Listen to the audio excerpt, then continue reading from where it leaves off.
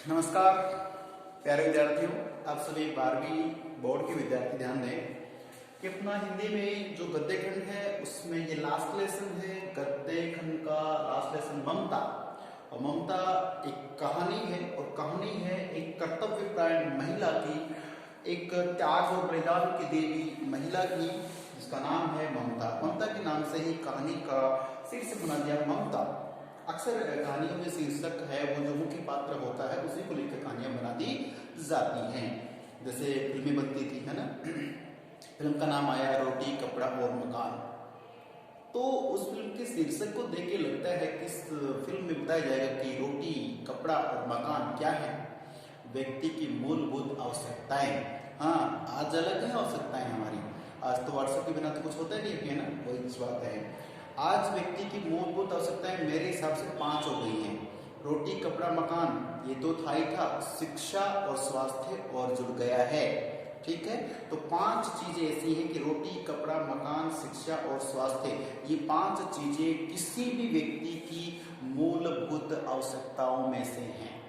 चाहे वो व्यक्ति किसी भी जाति का हो, धर्म का हो, कम कमाता हो ज्यादा कमाता हो, सबके लिए जरूरी हैं। प्यारे विद्यार्थियों, मैं आपको कोई भी गलत सूचना नहीं देना चाहता, इसलिए बताना चाहता हूँ वे विद्यार्थी जो शायद वीडियो देखा और बस पटक दिया फोन, उनके आने वाले भविष्य की मैं थोड़ी फिक्र कर रहा हूँ।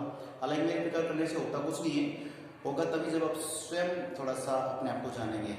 आप जिस भी तरीके से पढ़ते हैं लेकिन प्लीज पढ़िए, क्योंकि जो मैंने कहा ना रोटी कपड़ा मकान, ये 3 चीज ही ऐसी हैं जो आप कुछ ही मत करें लेकिन जरूरी है आपके लिए।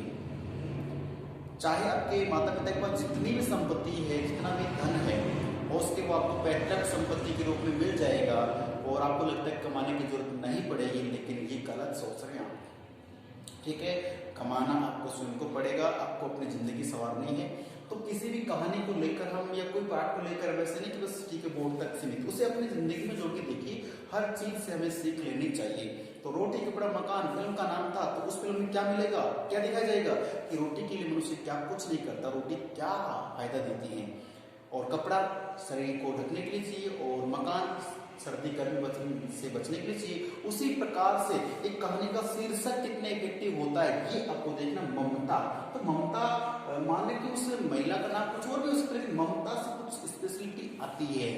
ममतालु भाव होता है, ममता माँ की ममता बहन की, है ना, इस तरह से। तो देखिए ममता इस कहानी की मुख्य पात्र है जो कर्तव्यपरायण महिला है, कर्तव्यपरायण महिला है, अर्थात अपने कर्तव्य को निभाती है। बात करते हैं इस वीडियो में, तो ममता का जो प्लायन है, प्लायन बोले तो लास्ट वीडियो में हमने बात की थी कि चूड़ामणि जो मंत्री है उसको वहीं पे उसके महल में मार काट दिया जाता है, और जो राजा रानी थे उनको भी मार दिया जाता है। अब बची कौन, ममता।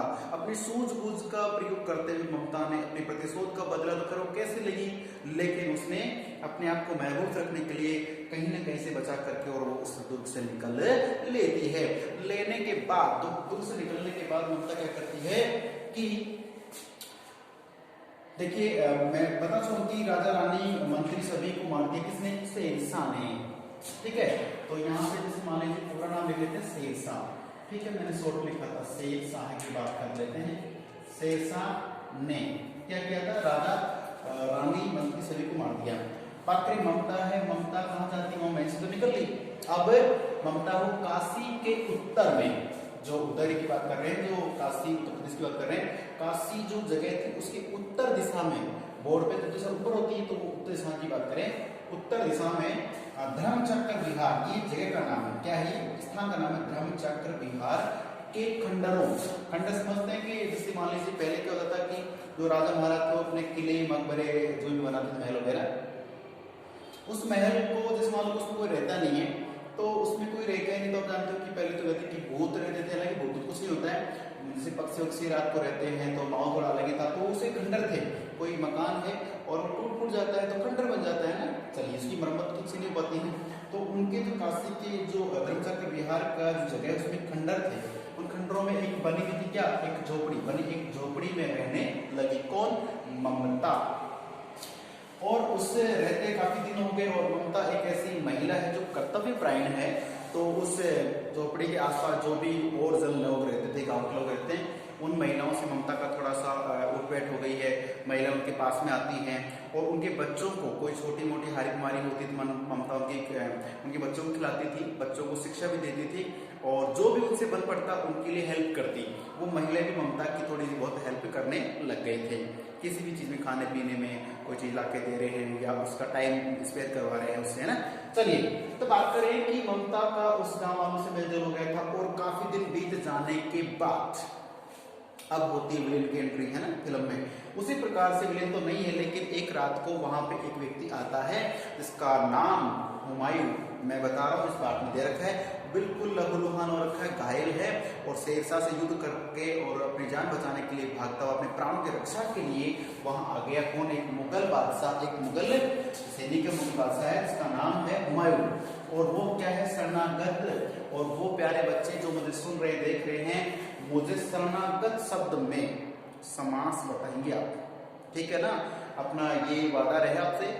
ये समास तो आप जान चुके कौन सा है, लेकिन मैं जान सकता कि समास जो शरणागत, इसमें समास का विग्रह करना, आपको सही विग्रह करना है, ढूंढना, पता लगा कि शरणागत शब्द है, इसमें समास बताना आपको, ठीक है।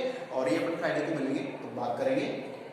शरणागत होकर आया था, शरण को आया हुआ जो व्यक्ति है वो शेरशाह से हार गया, थोड़ा थक गया और वो रात का समय है और अब वो अपने प्राण बचाना चाहता है, कुछ आराम करना चाहता है, विश्राम करना चाहता है, इतना थका, इतना हारा हुआ है।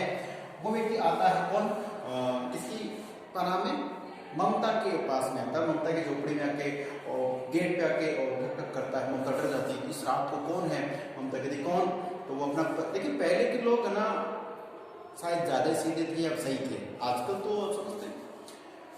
हुमायूं कहता है कि मैं अपना ज्यादा तो कुछ नहीं बताया, लेकिन सीधे कहते हैं कि मैं ऐसे शेरशाह से युद्ध लड़ रहा था और मैं अपने प्राण बचाकर भागा हूँ, मेरी थोड़ी स्थिति नाजुक हो गई है और अब मेरे प्राण निकले जा रहे हैं, मुझे रात्रि विश्राम चाहिए आपकी झोपड़ी में, आपके घर में। अगर मुझे रात भर थोड़ा सा विश्राम मिल जाए, थोड़ा पानी पीने को मिल जाए तो शायद मेरे प्राण बच जाएंगे। इस प्रकार से वो विलाप कर रहा है। ममता जो है एक अकेली महिला है, उस टाइम वो वृद्ध हो चुकी है और वो कहती है कि भाई रात का समय है और आप पता नहीं ये काली झूठ बोल रहे, सच बोल रहे, अपने मन में सोचते, उसके मन में विभिन्न प्रकार के प्रश्न आते हैं और आएंगे शोर, लेकिन ममता उसे मना कर देती कि नहीं, मैं आपको नहीं कर सकती, क्योंकि आप जितने भी राजा हैं, सैनिक हैं, इनका काम ही क्या है? मरने मारने का। ये क्यों करते हैं ऐसे काम? लेकिन फिर कि मैं शेरशाह के हाथों इस तरह से परास्त हुआ, तब उसे थोड़ा सा शेरशाह तो वही है जिसने मुझे इस स्थिति में पहुंचा दिया है, तो शायद उससे प्रतिशोध की भावना भी जाएगी। लेकिन वो सोचते कि प्रतिशोध लेने से मतलब क्या है, जो हो गया सो हो गया बस। ममता का देखिए अलग ही उसका कर्तव्य है, ठीक है, न्याय दिलाना। अब वो क्या करती है कि मुगल बादशाह हुमायूं को एक बार तो मना कर देती है। जैसे मना किया तो बेचारा वहीं पे टूट जाता है, गिर जाता है, थका हुआ था, बैठ गया। तो ममता उसकी स्थिति को देखती है और उसके बाद उसके दिमाग में बात आती है, ममता की माँ ने कभी एक लाइन कही थी कि अतिथि सत्कार, घर पे अगर दुश्मन भी आ जाता है तो उसे भी हम चाय पानी की पूछते, उसकी प्रोटेक्शन में भाई कोई भी उसकी समस्या समाधान करते हैं।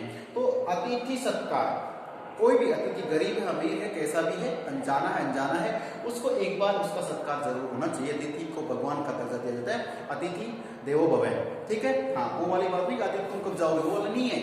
अतिथि देवो भव, घर पे आया हुआ जो भी मेहमान है वो भगवान के समान होता है, ऐसा होना चाहिए, ठीक है। हाँ, ये ध्यान रखना, आप अतिथि बन के भी जाओ ना तो भगवान का दर्जा तो नहीं लेना, लेकिन एक अच्छे इंसान बन के जरूर जाए, ठीक है। ध्यान रखना, कुछ होते हैं दूसरे घर गए और फिर अपने डिजायर्स, है ना, जैसा माहौल है उसी के अनुसार ढलना चाहिए।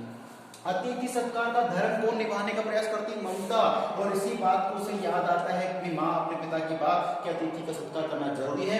इस कारण से ममता हुमायूं को शरण दे देती है और कहते हैं ठीक है, जो हुआ कोई बात नहीं, आप रात्रि भर विश्राम कीजिए, पानी पीजिए, खाना हो तो बताइए। कहते नहीं, मुझसे विश्राम करना है। पानी पीता है हुमायूं और विश्राम करता है और ममता उस झोपड़ी को छोड़कर खंडरों में जाकर रात भर अपने किसी खंडर के नीचे वो बैठ के या बैठ कर अपना समय बिताती, रात बिताती है। और जैसे सुबह होती है तो क्या होता है मिलेंगे और जानेंगे अगले वीडियो में। तब तक के लिए नमस्कार, धन्यवाद।